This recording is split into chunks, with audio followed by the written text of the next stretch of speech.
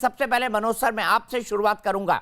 सरकार कह रही है कि कोई संकट नहीं है, राज्य हाय तौबा मचा रहे हैं, पावर कट करने की बात कही जा रही है। क्या यह संकट काल्पनिक है या यह संकट वास्तविक है?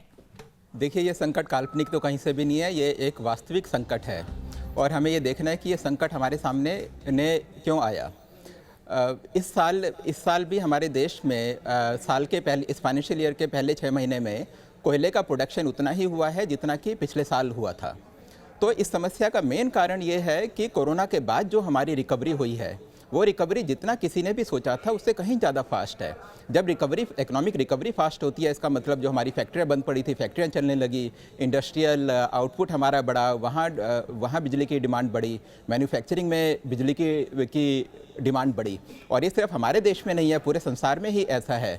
यूरोप में भी इकोनॉमिक रिकवरी बहुत फास्ट हुई, इसलिए वहाँ भी कोयले की डिमांड बहुत ज़्यादा बढ़ी है। चाइना में जो कोयले का संकट है, उसके पीछे भी जो मेन कारण है वो यही है। तो डिमांड बढ़ना एक अच्छी बात है और इस डिमांड बढ़ने के कारण पावर बढ़ी, और क्योंकि हमारा 70% जो हमारा पावर का जनरेशन है वो कोयले से होता है, इस कारण कोयले की डिमांड बढ़ी है। लेकिन साथ ही साथ जो सप्लाई हमें मैच करनी चाहिए थी इस डिमांड को लेके, हम लोग सप्लाई मैच नहीं कर पाए। उसके दो कारण हैं। उसके अगर हम इमीडिएट कारण देखें तो दो हैं मेनली। पहली चीज़ तो ये है कि जनरली क्या होता है कि अगर किसी चीज़ की डिमांड बढ़ती है तो हम उस चीज़ को इम्पोर्ट कर लेते हैं। लेकिन इस चीज़ में ये चीज़ संभव इसीलिए नहीं है क्योंकि पिछले 1 साल में इंटरनेशनल मार्केट में कोयले का दाम 4 गुना बढ़ गया, 5 गुना। जो पहले जो $50 पर टन के हिसाब से जो कोयला इंटरनेशनल मार्केट में था, आज वो $200 पर टन का है। और इस कारण हमारे पिछले 2 महीने में जो एवरेज कोयले का इंपोर्ट होता है वो उससे पहले के महीने का एवरेज करें तो 30% कम हो गया है। ये भी एक कारण है कि हमारे देश में कोयले का संकट उत्पन्न हुआ है।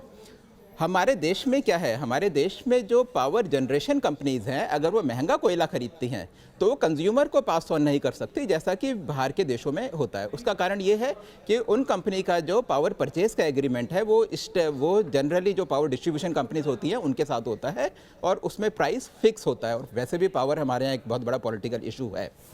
दूसरी चीज़ क्या है कि जनरली अगर आप इंपोर्ट नहीं कर सकते तो कोल इंडिया, जो इसकी हमारे यहाँ मोनोपोली है करीब करीब, तो कोल इंडिया हमारे यहाँ ज़्यादा पावर जनरेशन कर सकता है। लेकिन इस बारी क्या हुआ कि जो बारिश अगस्त के महीने में ख़त्म हो जाती है वो अक्टूबर तक चली, तो इसलिए जो ओपन पिट जो माइंस होती हैं जहाँ से कि हम ज़्यादा प्रोडक्शन कर सकते थे, वहाँ से भी प्रोडक्शन हो नहीं पाया। तो दीपक, ये तो इमीडिएट रीज़न है, लेकिन मेरा जो मेन कंसर्न है वो ये है बेसिकली कि अगर हम लॉन्ग टर्म देखें, अगर हम पिछले 5 साल देखें तो कोल इंडिया का जो एक्सपेंशन होना चाहिए था, उसकी कैपेसिटी का जो एक्सपेंशन होना चाहिए था वो एक्सपेंशन हुआ नहीं। पहली चीज़ ये है, सन 2015 में कोल इंडिया के पास सरप्लस 35,000 करोड़ रुपए थे। तो कायदे से तो ये 35,000 करोड़ रुपए कैपेसिटी एक्सपेंशन के लिए अगर सरकार इसको लगाती तो आज ये समस्या हमारे सामने नहीं होती। लेकिन बजाय इसके इस पैसे का गवर्नमेंट ने डिविडेंड निकाल लिया। जो भी शेयर मार्केट में इन्वेस्ट करता है उसे मालूम है कि उसे कोल इंडिया का शेयर डिविडेंड के लिए खरीदना है, उसे 8%, 10%, 12% का डिविडेंड उसको मिलेगा ही मिलेगा। तो एक चीज़ तो दीपक ये है। दूसरी चीज़ क्या है कि प्राइवेट पार्टिसिपेशन जो कोल में होना चाहिए था वो किसी कारण से हो नहीं पाया। उसके पीछे एक कारण तो आपको ध्यान होगा कि फॉर्मर सीएजी विनोद राय जी ने, जिन्होंने बोला था कि इतना बड़ा स्कैम हो गया, उसके बाद सुप्रीम कोर्ट ने सारे के सारे लाइसेंस कैंसिल कर दिए, वो भी था। लेकिन उसके बाद भी जो प्राइवेट पार्टिसिपेशन है वो हो नहीं पाया। और एज ए नेशन हम लोगों को समझना पड़ेगा कि कोल हमारी रिक्वायरमेंट है, थर्मल पावर प्लांट हमें चाहिए, इन्वायरमेंट बहुत ज़्यादा ज़रूरी है, इन्वायरमेंट का प्रोटेक्शन होना चाहिए, क्लाइमेट का प्रोटेक्शन होना चाहिए। लेकिन हमें अगर अपनी इकोनॉमिक ग्रोथ करनी चाहिए तो हमारे पास एक सॉलिड अच्छी पॉलिसी होनी चाहिए जिससे हमारा कोल का जो डोमेस्टिक प्रोडक्शन है वो बढ़े। 10% संसार का कोयला हमारे पास है, उसको हम अच्छे से इस्तेमाल कर सकें।